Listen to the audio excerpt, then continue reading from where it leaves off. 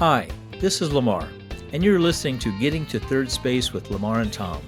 A third space is a term that refers to a safe space for people to come together for respectful dialogue in a spirit of listening, sharing, and learning. In this podcast, we explore what it means to have third space conversations, and we try to model them.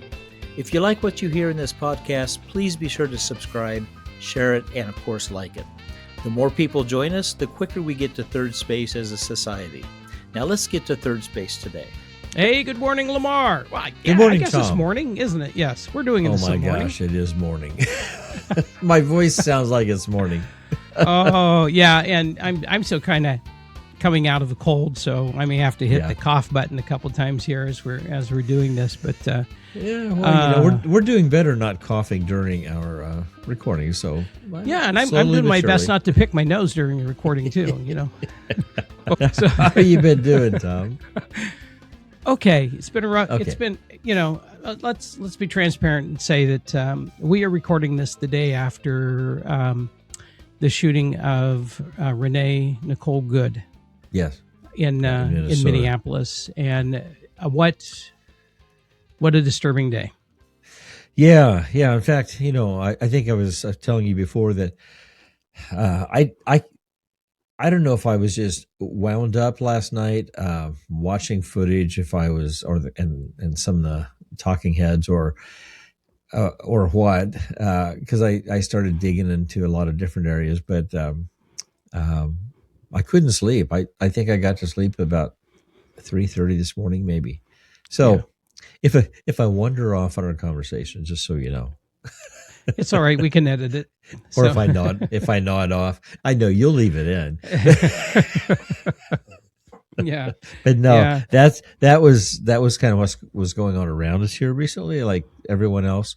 And this podcast is going to drop. Our guests will hear it about a week and a half after the event.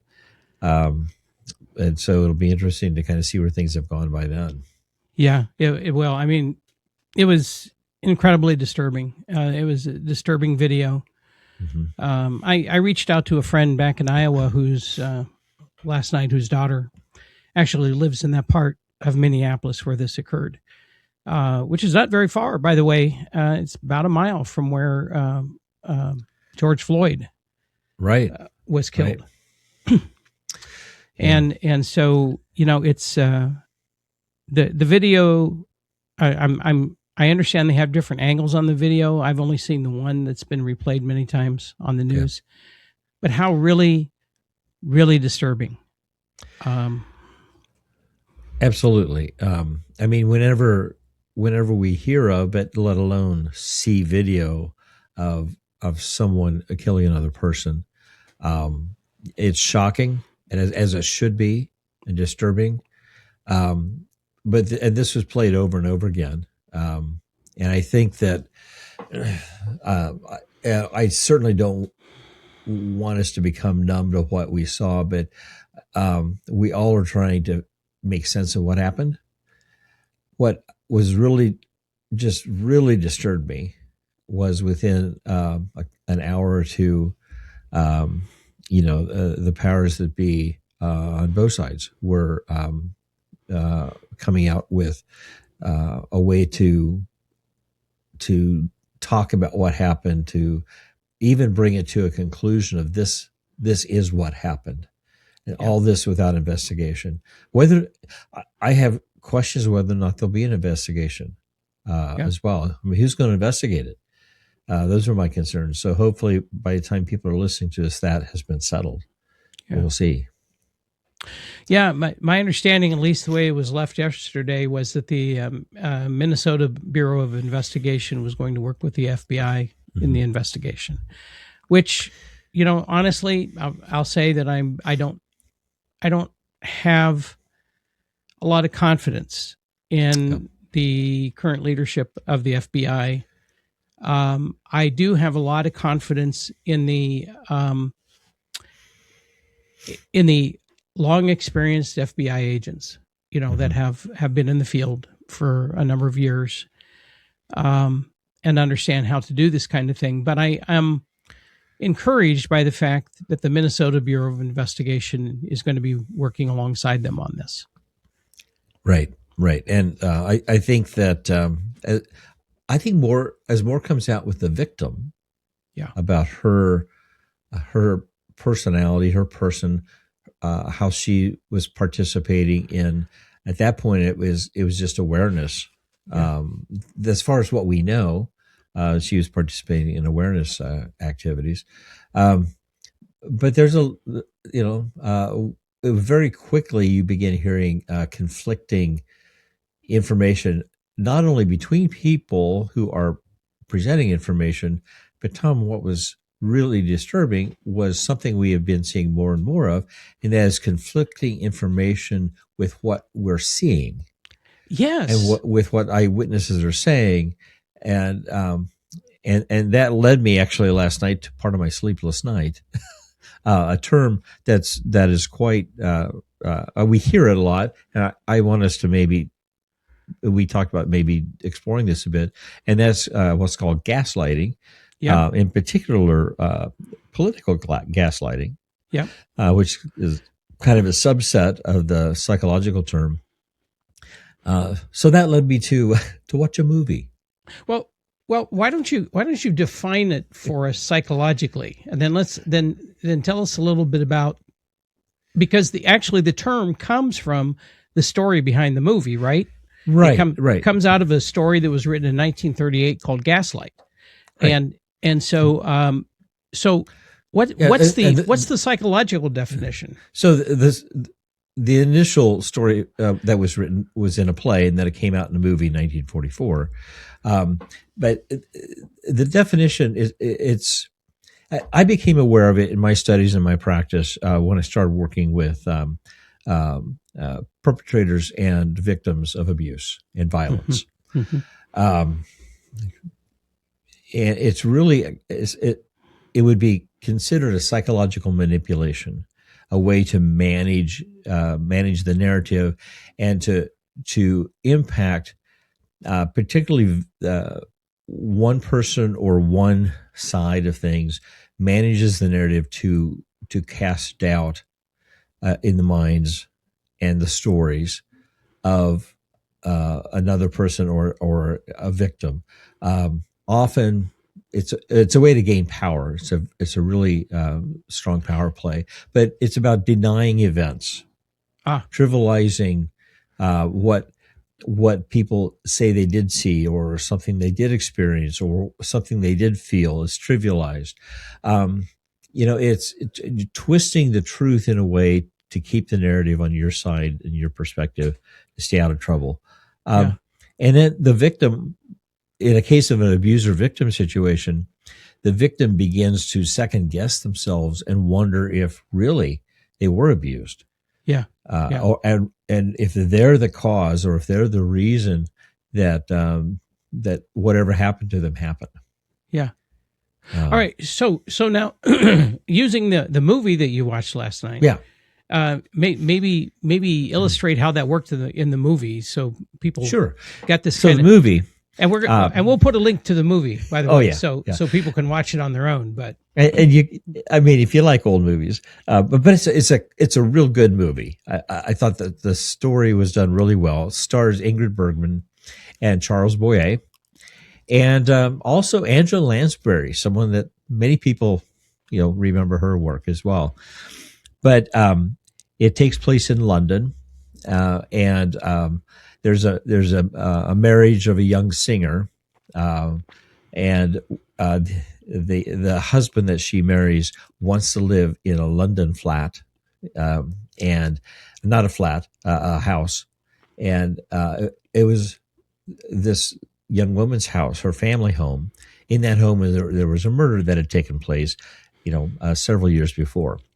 But part of that whole murder was a belief that there were jewels, family jewels, that was left in the house to be discovered. So the husband was trying to get a hold of these jewels. I'm not going to give all of the plot away, other than the husband's plan to take control of the house and take control of the property was to make his wife believe that she was losing it like her mother had lost it mentally and emotionally.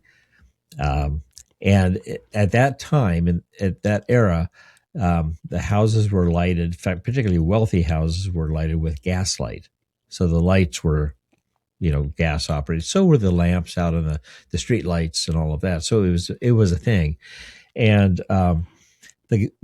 he would be doing things that caused the gas lights to dim. But she would ask people, "Did you see the gas lights go down?" Well, no. And so things would be missing and misplaced, and gas lights would go down. But no one ever could corroborate her story, and he made her believe. He changed the narrative that she was, losing her mental capacities, and that's what the story's about. Yeah, it has a happy ending. Okay. Well, I won't tell you the ending, but of classic movies of those days, there's a good ending to the whole story, and it's an interesting story. In the same token, gaslighting that we're talking about today is really more what's called political gaslighting. Yeah, and we talked a little bit about that before. So, what does that look like? So, a lot of the same features: denial of facts. Interpretation of facts to change the narrative, things that you and I might see happen or have read or heard someone say, the person would deny, saying, "I've never said that. I never did that." Oh, kind of like maybe. You knew I was. Hey, are you going to go there? Yeah, I'm going to go there. So 2 days ago, was from when we're recording this, was January 6th, the 5th anniversary of what all of us saw as a riot. The millions of us that tuned in and watched this live on television saw as a riot and violence and an attack on the U.S. Capitol. It was the 5th anniversary, according to another group of people who said that it was a peaceful but unauthorized tour of the Capitol. And so I think part of that, I don't know if this made the news out there or not, but there was a plaque that had been put up in the Capitol commemorating that event because of the injuries and death of Capitol Police. And that plaque was removed by the folks that are in power as part of that effort to deny that what we all saw with our own eyes ever happened. So part of the behavior of political gaslighting is to remove things that, like a plaque or like a statue, or to not celebrate an event, on an annual celebration kind of schedule, which that's also been happening. Discredit, and another part that of this political gaslighting that really is a challenge is there is a discrediting of voices that are experts, whether it's law enforcement, whether it's scientists, whether it is, people who were eyewitnesses, academics. Sometime we might talk about, and you and I banter back and forth about the possibility of tackling, something that's called Christian nationalism. Right. And in that process, in that arena, there is some very clear direction to control the narrative in certain areas, whether it's news, whether it's academics, whether it's in media, whether it's in, the arts. Right. It's a way to keep information under control and away from the population. Yeah. Well, so I'm really enjoying this conversation on gaslighting because for one thing, it's a term that I've heard for years, you've heard for years, Yeah. and it's often not defined. And so hopefully what we can do today is part of what we do today is we can define that a little bit more clearly for people, and then also give them, some possible examples of those, and how to debunk some of those. But one of the things we talked about before we came on today was that we really have, in January 6th, in the shooting yesterday, and in the attempted assassination of Donald Trump last summer. Yes, that's right. We have 3 eyewitness events that were seen by hundreds of thousands, if not millions of people, right? Right. And whether you like Donald Trump or not, you cannot deny the fact that there was an assassination attempt on him. Absolutely. We saw that happen. We saw the blood on the ear. We saw the injury. We saw the movement to try to get him to safety. That is an undeniable fact. Yeah. Yesterday, we saw a woman stick her hand outside of a car and attempt to wave a vehicle around her. We saw ICE officers approach your car, grab hold of the car, one moved to the front, and as she began to pull out and pull away, the man in front started shooting. That's undeniable. We saw that. And it killed her, of course. We saw January 6th happen. That is undeniable. Where the gaslighting comes in is with the interpretations that are given to those events immediately following them. Right. And I think where it becomes political, and correct me if I got this wrong, but if you have supporters of one perspective or another, supporters of either perspective in terms of what happens, they're going to have a spin that they put on that. Right. So Kristi Noem's spin yesterday was that this was a terrorist who was using her car as a weapon to threaten ICE. Mm-hmm. That's not quite what a lot of people saw. Well, I'm going to stop you there for a second, Tom, because I don't think people saw anything that would have said yes or no to that. That's true. And that's a projection, I think. Yeah. Right. And other folks would say, well, it was just cold-blooded murder on the part of the ICE agent. Yeah. And again, we all saw what happened. We don't know the meaning of what happened. Exactly. And that's why I think, and this is part of political gaslighting, is you get to the narrative before there's an investigation. Yes. And now in this case, I don't know how an investigation is going to happen because there's so much distrust of the federal law enforcement agencies that would do the investigation. Now we're hoping that state law enforcement would be part of that, but a key part of this narrative control is shifting the blame. Yes. I go back to a domestic violence situation.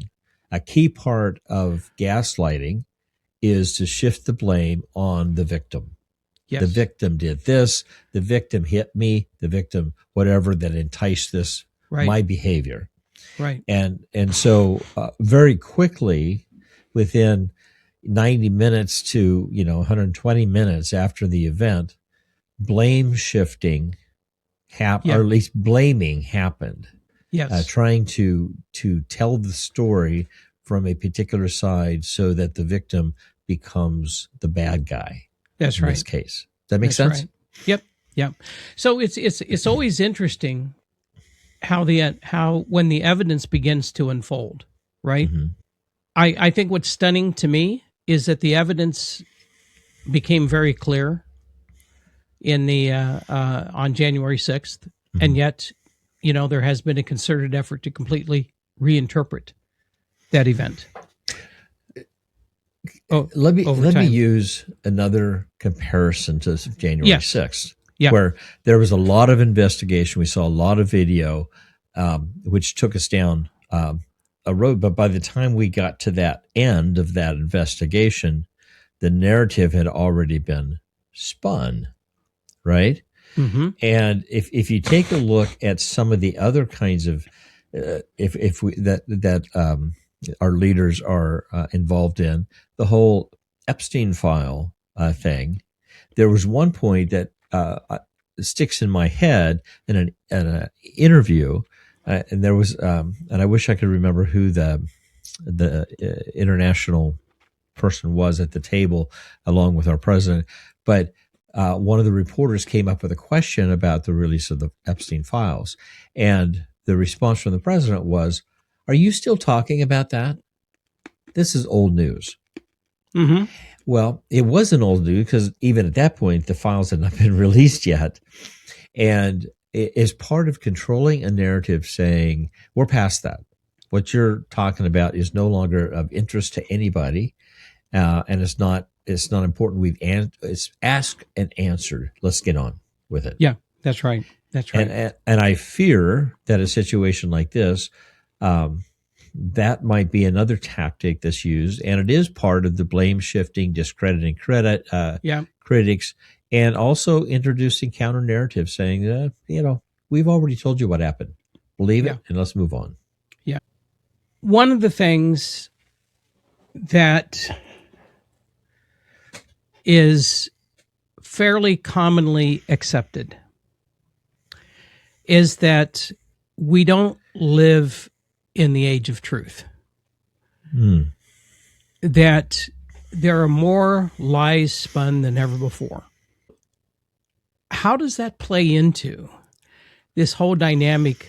I mean the trust that people have for whether or not the president and the administration are being honest.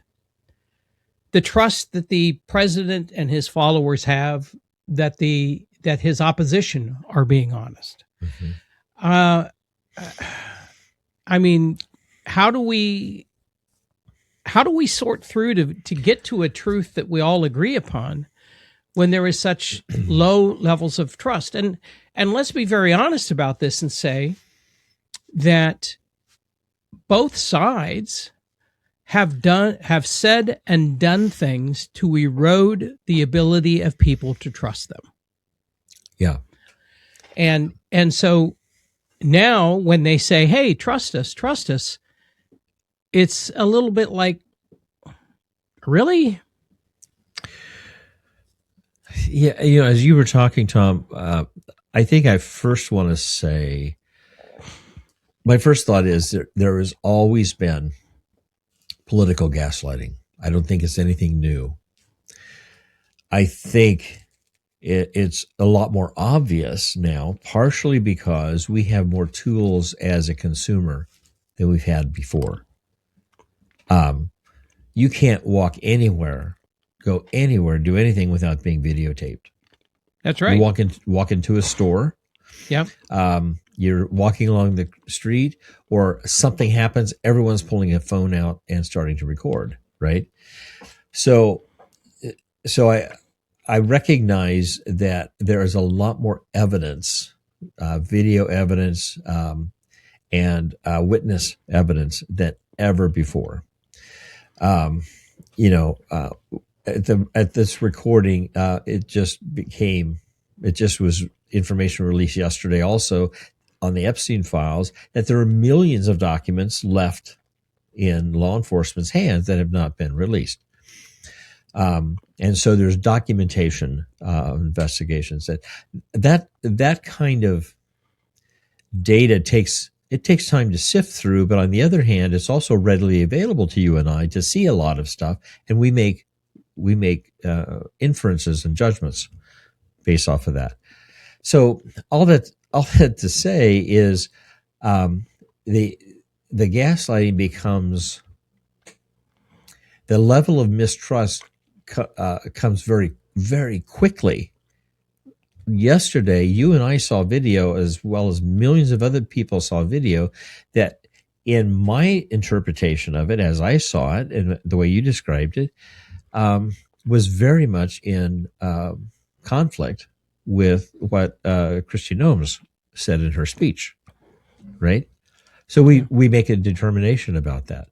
But by the time if a true investigation happens, by the time the information comes out, we have moved on to how many more crises in our world. And as bad as this is, I think we are moving so quickly through events and situations. We've got the Venezuela thing, we've got Greenland, we got conversations coming up. We have the Epstein files. We have this going on. These are all national political things. Then take a look at what's going on around us locally that we're trying to respond to as well. Tom, I feel sometimes we are so overloaded. I had a conversation last week with a woman who brought up in our group that we meet with on occasion, saying, and this is not a new thing that's brought up. It's brought up over and over again. Is how do we know what information we're getting? Well, you and I have talked about this before. We're going to talk about it again. Yeah. We have to do due diligence. We have to be aware of how information gets to us and where we're choosing to get our information from. Yeah, what you were describing there a second ago, Lamar, is the kind of fire hose of crises that it seems like it's just constantly turned on the American people. Mm-hmm. And interestingly enough, even that fire hose makes you even more suspicious, right? Well, I mean, the more this stuff happens, the more, we're going to take over Greenland, or let's invade Venezuela, or we can't quite get Ukraine solved, and when with all of these different things coming up, it makes you even more suspicious about what we are being distracted from. Are we being distracted from the Epstein files? Are we being distracted from even more nefarious things that are going on right now? I don't know, but it does not create a sense of trust in the current administration, and I'm kind of baffled to understand why the leadership of the current administration and those that are working within it can't see that this is counterproductive for ultimately any trust that they have, any trust that the American people have in the administration. Let me challenge something you just said. Okay, because I think, not a direct challenge, but just the concept that most of us believe that it's important to be trusted. Yep. Most of us believe that that we're going to be behind somebody who is always giving us accurate information. Mm-hmm. I'm not sure that's where things are at these days. I'm not sure leadership, and I'm not talking just about national leadership. Mm-hmm. I want to be clear about that. I'm not sure being trusted is the goal. Are you suggesting that in the equations in some minds is that it's better to be feared than trusted? Oh, fear may be one of those things, and I go back to the whole gaslighting definition. Tom, is fear of a person or a group of people is very motivating. Self-doubt. And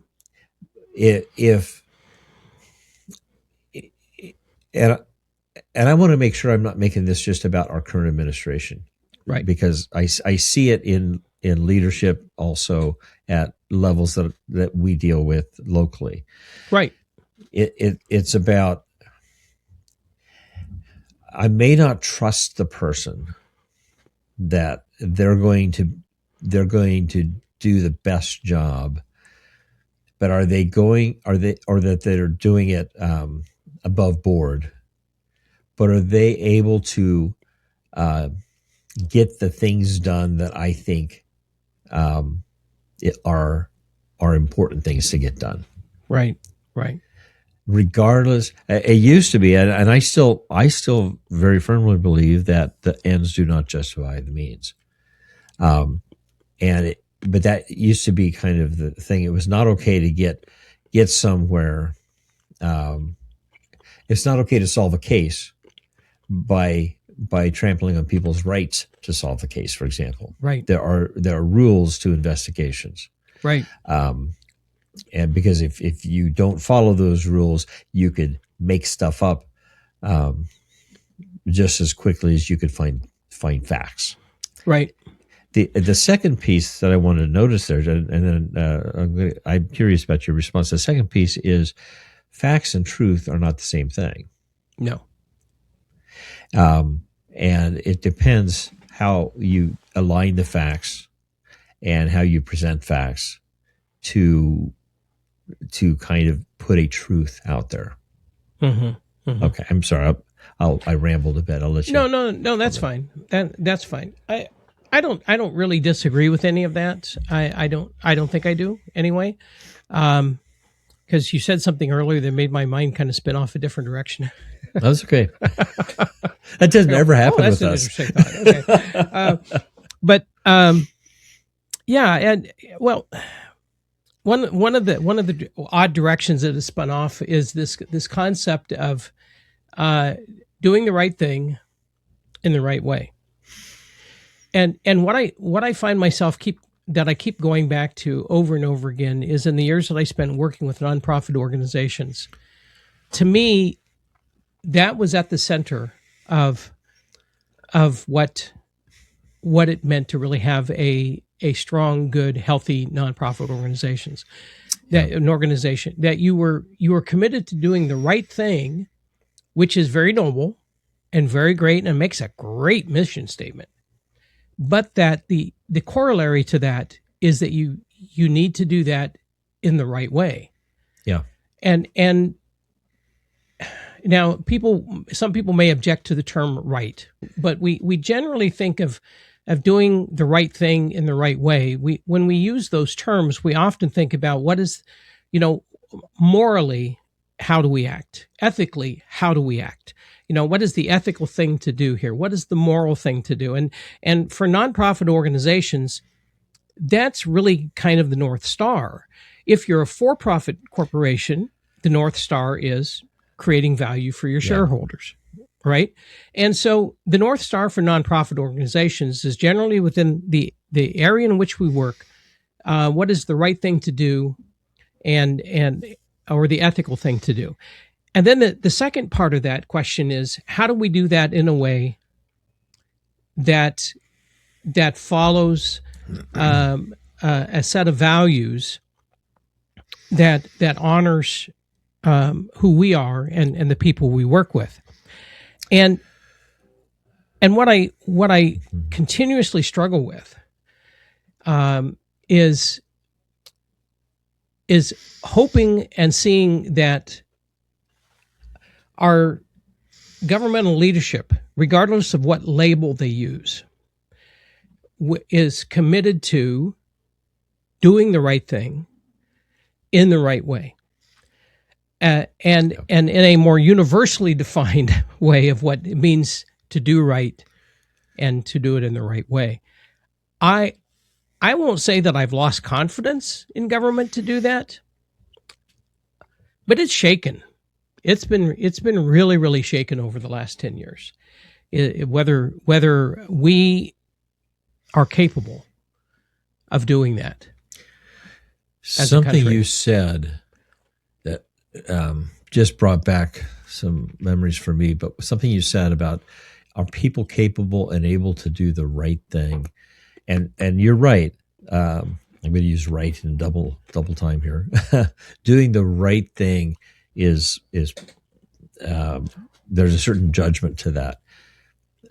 When I got out of graduate school, one of my assignments in the field of psychological studies and practice in the small town that we moved to.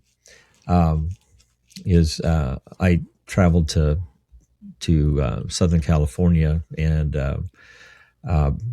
did quite a bit of training in child sexual abuse investigations. Mm-hmm.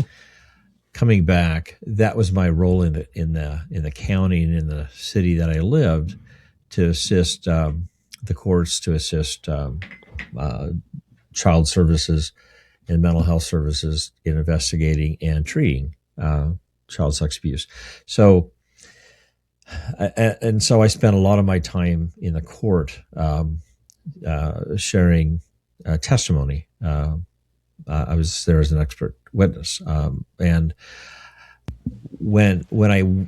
there's only a couple of us in the state that did that, and so when I was going through investigations, and this is something that I spent a lot of time presenting on, is that it is incredibly easy, particularly with a child, but incredibly easy to shape a victim's memory. Mm-hmm. If you are an expert, it's incredibly easy to shape a person's memory to what you might want the outcome to be. Mm-hmm. To get a person to say things, to get a person to do things, to get a person to believe things, regardless of the evidence that they have. Yeah. Because they're in a very vulnerable state, and they're they want to trust you as the expert, as the person who's on their side, the person who's there to help them. Right. And as I watched a lot of other people in that world, if you didn't find a consistent way to get at facts, and then to present those facts in a non-biased way, allowing those that have to make judgments based off of your presentation, you could screw up the whole case. All right.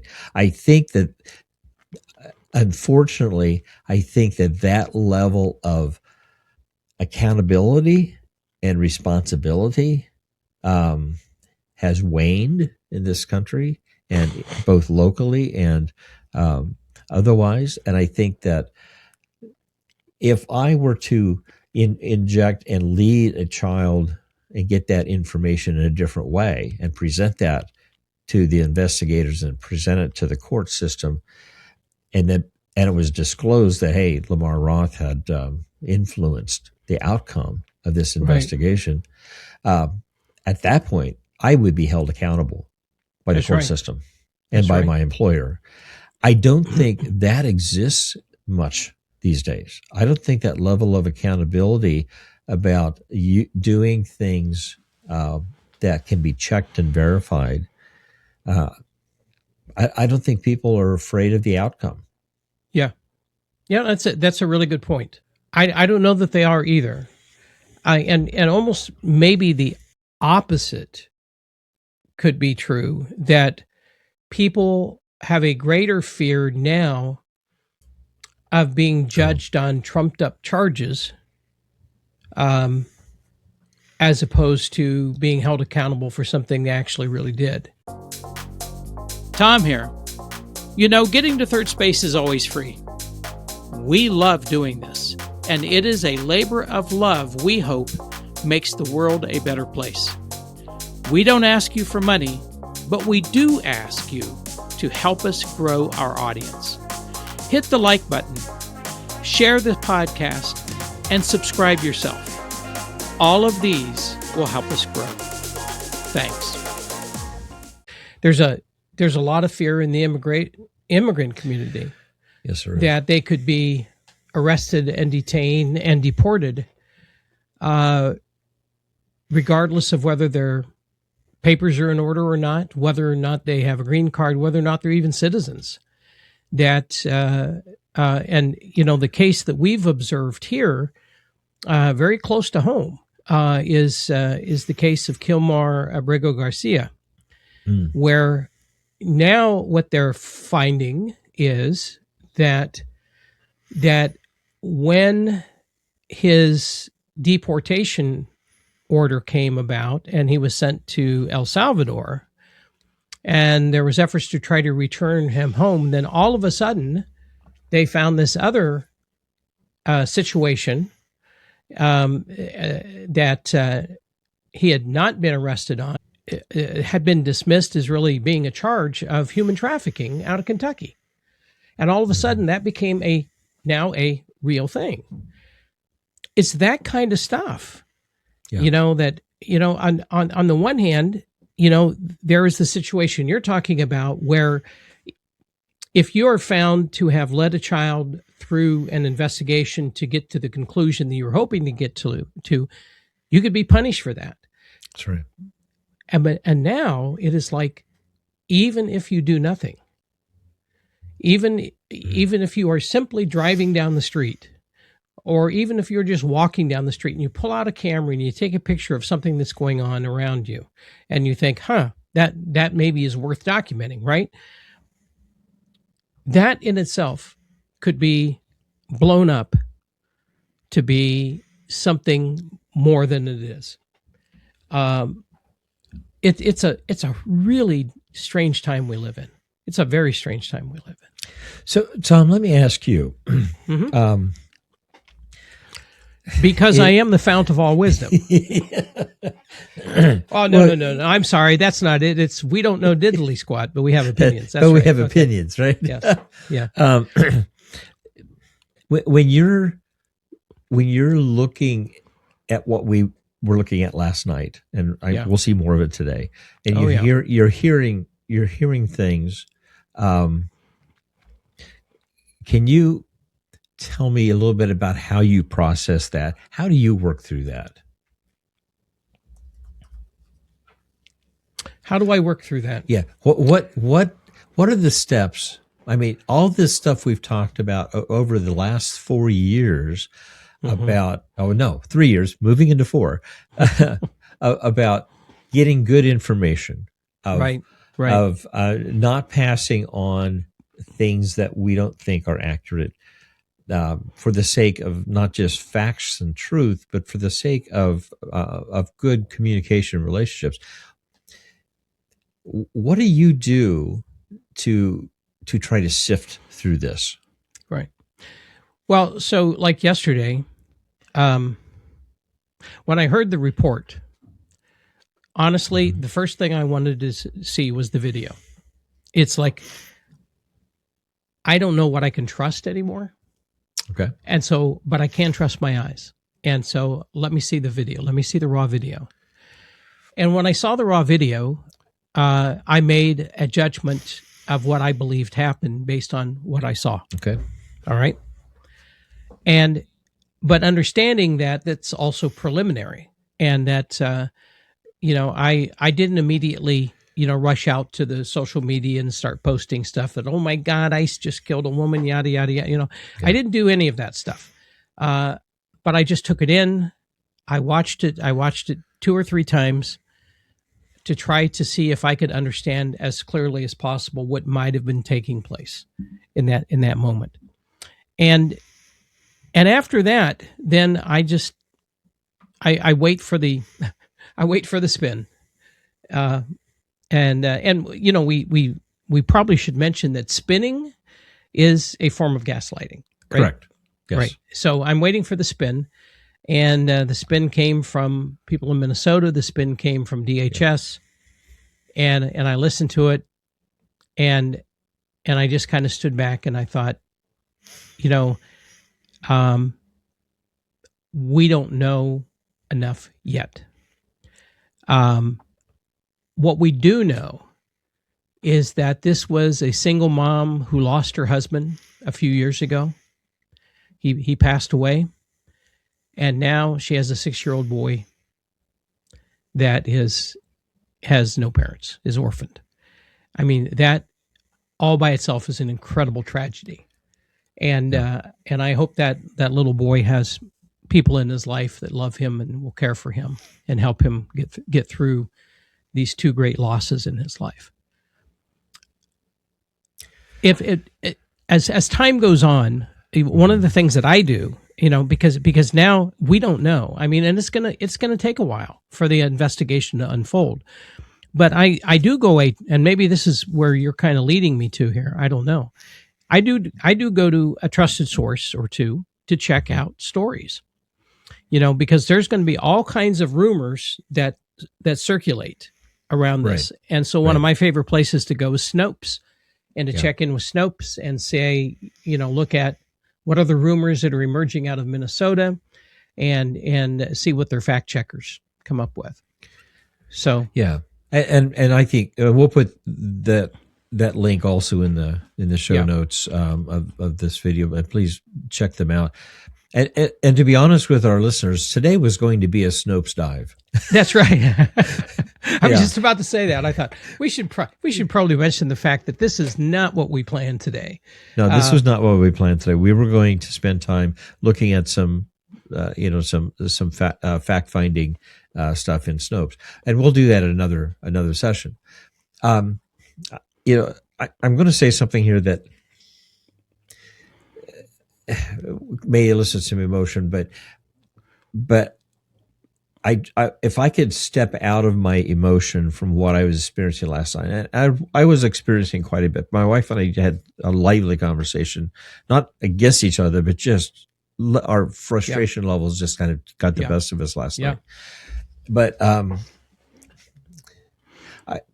if I step out of the situation and I look at everybody involved, that the victim in the SUV, that bystanders who were there, they were doing whistleblowing, basically saying, and literal whistles saying ICE is on our street. The ICE agents, federal agents who were on the street, and I don't know if there's a difference between federal agents and ICE agents in the definitions, but I've heard the term used both ways. I think of the man who tried to open the door of the SUV to get the woman out. I think of the person who told her to stop or to go. There's questions about that. That's right. Then I think of the person who seemed to be not part of those conversations, but took the shots. One through the front windshield, we know, and because we saw the bullet hole, and one, at least one, through the side window. Yeah. And one of the commentators last night made an interesting comment about training. Yeah. And then we heard from, I think he was the police chief of Minneapolis. Chief of police or the commissioner, I'm not sure. But I thought, okay, levels of law enforcement, what are the stories? What is it when a person is given a gun and given a responsibility like an ICE officer and is in a street, what have they been told to do? And what have they been told that they have the right to do, the parameters, and that what in their mind, what makes an action justifiable? Okay, and I'm not shifting blame. I'm just asking questions.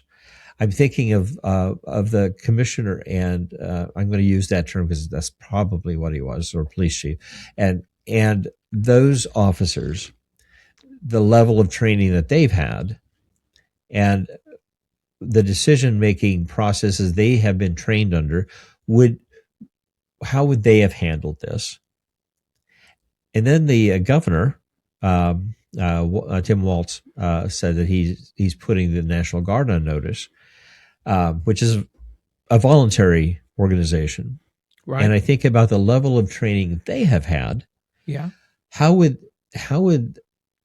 the Minnesota National Guard, if they're called in, how would they handle the situation based off of what their training is and what they believe their expectations are? And I think it's such a confusing set of competing maybe values of training, expectations, responsibilities. It is no wonder that we have, and I'm just going to call it a mess of uh, of on the ground law enforcement people who are frontline. Yeah.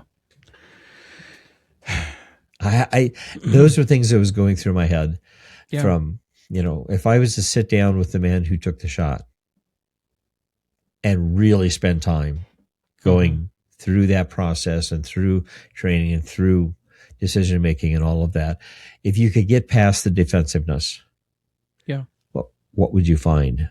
Yeah. That's right. That's right. And, I just want to be clear. You asked me how I reacted to that last night. I sounded very level headed. I really wasn't. I was upset. I was just angry. I was, Yeah. the better part of myself was what I was reflecting in there. That was saying, don't rush to judgment. Yep. Pay attention to what's going on. Look for yourself. Make your own determination. Don't rush to judgment. But it's very hard not to rush to judgment, to be honest. It really, really is. I did think about the guy that pulled his gun and started shooting. And I thought of something that I read in a newspaper from 20 years ago that was actually said by my cousin, who, after 38 years of silence, we learned that he had been a sniper in Vietnam. Mm-hmm. And my cousin was interviewed along with the guy that he worked with in Vietnam. They would send the snipers out in pairs.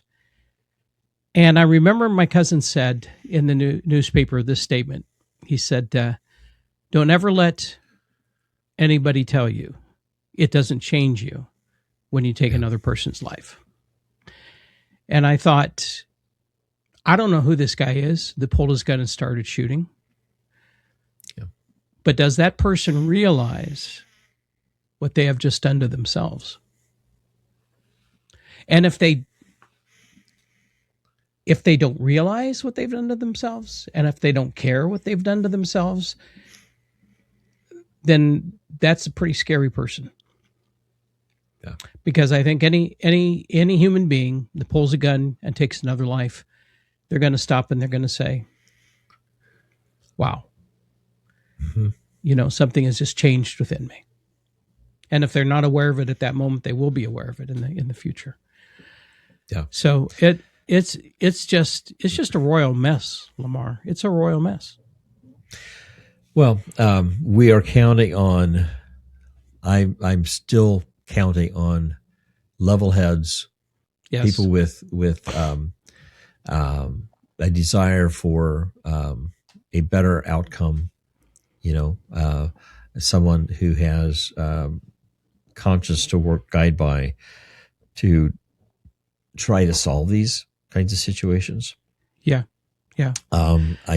It's feels harder and harder, or feels darker and darker. Yes, it does. It's another way to say it.